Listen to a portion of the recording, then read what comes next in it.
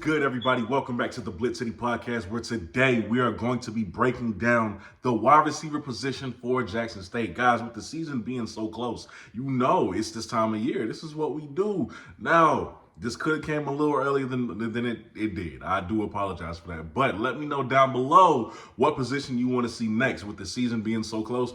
Can't really take as long as I did last time, all right? So I got to pump these things out. So let me know what position you want to see next. But today, we breaking down the receivers. Now, in the slight chance that I do miss anybody or a few people, we will make a part 2 to this and we will get them in too. They got to be included too. No disrespect to those players, obviously. Now, first, we're going to start with a guy that y'all know very well, Rico Powers, okay? The guy who, if you follow Jackson State on social media, you saw he was making old boy do the nay-nay. You see what I'm saying? Like, it was crazy. Now, that kid is a freshman. All right, so let me say that. But still, it was a great play. So Rico Powers, 6'2", 187 pounds, going into his final year, all right? Had 25 receptions for 385 yards, okay? Averaged 15.4 yards per reception, and he had a pair of touchdowns. Now, it was a step up from the previous season. I mean, this dude is one of the best receivers in that. He's the top receiver in that room. Let's be honest with you. But he's always been such a great receiver in a room full of other great receivers. So it's always just been him being such a great receiver who's younger than the guys ahead of him. So he couldn't really get up like how he wanted to. Last year was the first time that he was the guy. You know what I'm saying? This time, it's definitely gonna be him. You know what I'm saying? He's gonna be the top option for Jacoby and Morgan. Can't wait to see how he does in his final year of college eligibility.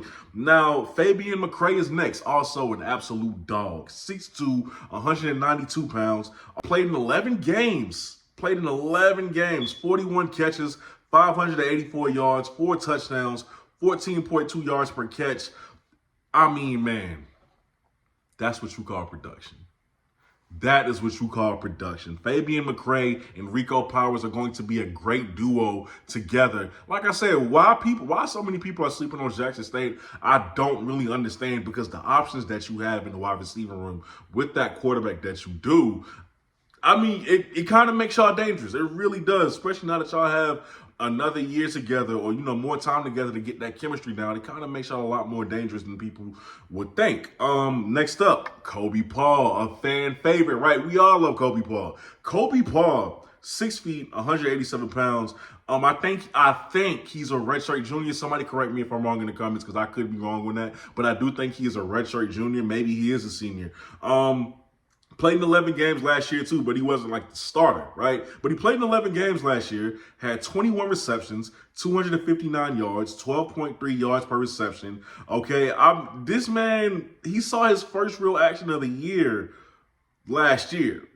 You see what I'm saying? His first real action of the year came last year. I mean, he did play in about 2 games in 2022. And of course, in 2021, he redshirted. So he really ingratiated himself. But we knew he was good, right? Because we saw the spring games. We saw what he did when he was able to get into the game. We saw him on, you know, when the team would post something team related, we saw Kobe Paul. He's more than just a rapper, ladies and gentlemen. He's more than just a battle rapper, all right? Because my boy can do that too. But nah, he's an actual beast. Kobe Paul is an actual beast. And I think what I like most about his game is his ability to catch in traffic, his ability to make contested catches. I really do like what Kobe Paul brings to the table. I think he's a guy who's a lot of people are going to actually have to look out for next season. And I'll make a video on guys in the HBCU space who you should look out for next season. He'll be on there. So look out for that video. Now, Isaiah Spencer is next. A guy who was on my sophomore sensation list. Now, Isaiah Spencer got plenty burn as a freshman. Okay, plenty of burn. Isaiah Spencer, man, 6'2", 185 pounds. Now, the fact that he got as much playing time as he did, playing in 11 games, not starting, but playing in 11 games as a true freshman with the guys that y'all have in that room, says a lot about him and the trajectory that he's on. And now I expect him to have better numbers in special teams too, because he did contribute there as well. I just expect us to see. So Johannes Fertillion is up next. Now, maybe some of y'all forgot, maybe. And maybe a lot of you haven't, but Johannes is still a guy that I'm waiting to see get on the field, because what's the word I'm looking for? The potential that he has is astronomical. See, Johannes is 6'5", 220. He ain't one of them big receivers who run slow, move slow, takes a long time to get up the field, but they good possession guys. Nah, he's a great athlete, man. He is a great athlete. And he spent this time getting better, practicing every day, getting better, knowing that he may not see the field, okay, just developing. And I think we should see him on the field this year, just because, you know, he's been waiting his turn for a couple of years now. This should be the next step up for him. So Johannes Bertillion, 6'5", 220, played in 7 games last year. Only had 4 catches, 33 yards, and a touchdown. Did not play the past 2 seasons. We know that's just what his career has been so far. Again, that's not because of his natural ability. It's just because y'all have had such great receivers. It just is what it is. But Johannes Bertillion, when you have a big body guy like that who was a great route runner, who is a guy who has a big catch radius and a long wingspan, he can make things happen, especially in the red zone. So, yeah, I would love to see him on the field. At least situationally, I'd love to see him on the field. You get in the red zone, you need to throw it up to somebody, because it don't hurt to have a big body target. I would see what Johannes has in those type of situations. So we'll see what happens with the offensive coordinator, who I think TC is the one calling the plays next season, right? So we'll see what happens or what situations they want to put him in. But I just can't wait to see him on the field. He's always been a guy that I wanted to keep my eye out for, and that I wanted to see on the field for Jackson State. So we'll see what happens. Next up, JAL Gardner Jr. JAL Gardner Jr., 6'1", 172 pounds. The guy from Kent State. He's coming in from Kent State. Now, played in 12 games last season. 24 receptions, 298 yards, and a touchdown, including 111 yards versus NIU. That was the game that he got off in, right? So with JAL Gardner, you're looking at a guy who intermediate plays, maybe even a big play guy that he could be for this offense, but this is an extraordinary. I'm not going to say extraordinary. I feel like that's an over-the-top word, but this is an exceptional addition to the receiving corps for y'all. And I love that y'all went out and got him. Where he'll fit in this game plan, I don't know, because I don't know much about JAL Gardner. I just saw some of the tape, and I actually like how he played. So I actually like this for y'all a lot. I will say that. I can't tell you where he'll fit in the offense. I can't tell you, how early you'll see him on the field. Where he is on the depth chart, can't tell you all that. I'm just saying I like his game personally from what I've seen. So look out for JAL Gardner next season. Now, Richard Mays Jr. is the next guy on this list. 6'2", 212 pounds. The guy coming in from the JUCO ranks at Colin. Now, he was a 3-star recruit. And this guy, I think, he was at Southern Miss? I think he was at Southern Miss at some point in his career. But I will say this about Richard Mays. At 6'2", 212, I like the way he plays the game. I think he could be another possession guy for you guys. I think he could be another guy who can move the chains for you guys. One thing about these JUCO guys, man, they are hungry. They are coming into this thing hungry. He was at the FBS level. He's at the FCS level now. You got an FBS talent. This kid is hungry just because he had to do those 2 years. JUCO makes a dog out of you. JUCO really does make a dog out of you. So with Richard Mays, I do think his game resembles that. I think he's a dog. Like the way he plays, it's aggressive. He's gonna snag the ball out the air. You don't care if you want him. He's truly a dog in every sense of that word. Now, Eric Simmons is next up. Eric Simmons, 6 feet, 185 pounds, going into his final year. He is from Greenville, Mississippi. Now, in 2021, he redshirted. In 2022, only played in 1 game. In 2023, only played in 2 games on special teams. So Eric Simmons he's never really been that guy throughout his collegiate career. So who knows if that's going to change into his final year. I do think he'll get on the field just because I'm not saying he's going to get on the field a lot because I don't know. I'm not in that coaching room. But a guy who's been that loyal to the school and who has been, on the back burner for most of his career, developing, going into his final season, if he's still on that roster, if you haven't encouraged him to hit the portal, there's obviously some kind of trust that you have in him and that he's ready to go.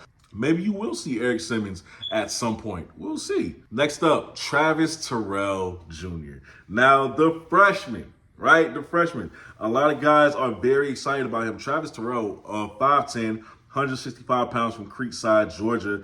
The kid is the jack of all trades. He's an athlete. And y'all, I guess y'all just decided that he's going to play receiver.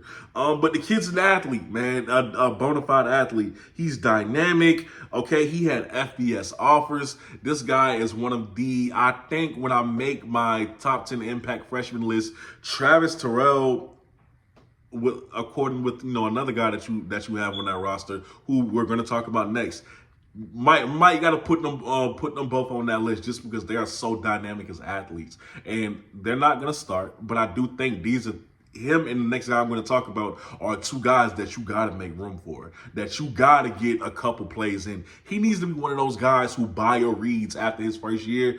Did not start, but he played in X amount of games, okay? He got this much experience from his freshman year. That needs to be the story of Travis Terrell and the next guy we're going to talk about, Kobe Boykin. Kobe Boykin. I remember I found out about him when Morgan State offered him, way before y'all even knew who he was. Morgan State offered him, all right? And I said, wow, Morgan State is going after big-time prospects, and I love that for him. They were being aggressive with Kobe Boykin, I'm sorry. Now, obviously, he got to y'all. He got to come to Jackson State because y'all found out about him, offered him, and he did it. But Kobe Boykin was a guy who was getting the FBS looks, had FBS offers, and when you watched his tape, everything about his tape was just savage. Like, you loved the fact. It was his confidence. You could tell he was confident through his play. You could tell. It was evident. It oozed off of him. So Kobe Boykin is a kid who top freshman in his class.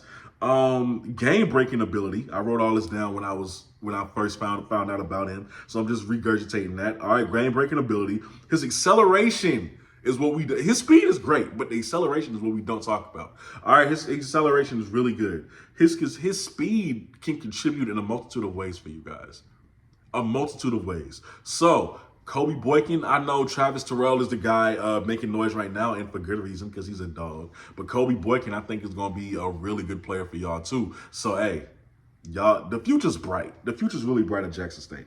And last but not least, like I said, if I miss anybody, let me know down in the comments below. We'll make a part 2. But last but not least, Janen Dpri. I hope I'm pronouncing that name right, Janen Dpri. Now, Mr. Dpri, 5'9", 175. He's coming from Mississippi Gulf Coast.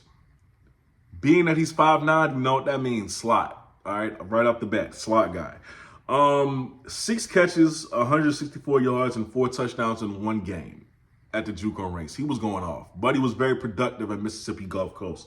Now, he had offers from Marshall, Missouri State, and Central Michigan. So 2 FBS offers and an offer to Missouri State, who's one of the top FCS programs, who goes very deep in the playoffs on a yearly basis, and he chose Jackson State. That is a very good get for y'all. So just by who wanted him, I'm kind of convinced that y'all are going to find a place for it. He's going to have a place in this offense. Now, of course, he has to earn that. It's not going to be given to him based off of who else wanted him. I know that. But I do think he will earn it, and I do think he will have a big place on you guys' offense. So, guys, this has been...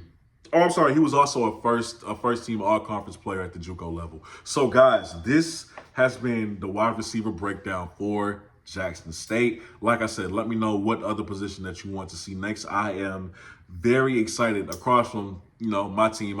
Y'all know I am a Jackson State guy, supporter, but I am a South Carolina State fan first. But when I'm not watching them, I'm supporting y'all. So I'm very excited to see what y'all have coming on next season.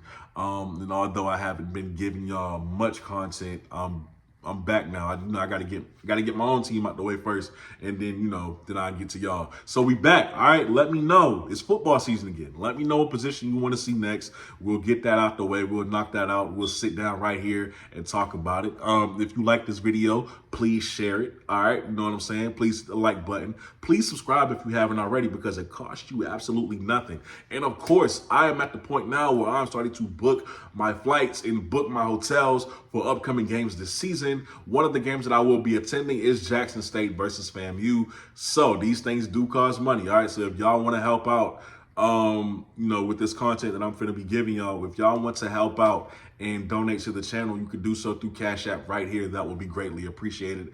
And yeah, I'll catch y'all next time, man. I'm out. I love y'all. Y'all be safe out there. I'll catch y'all next time. I'm out. Peace.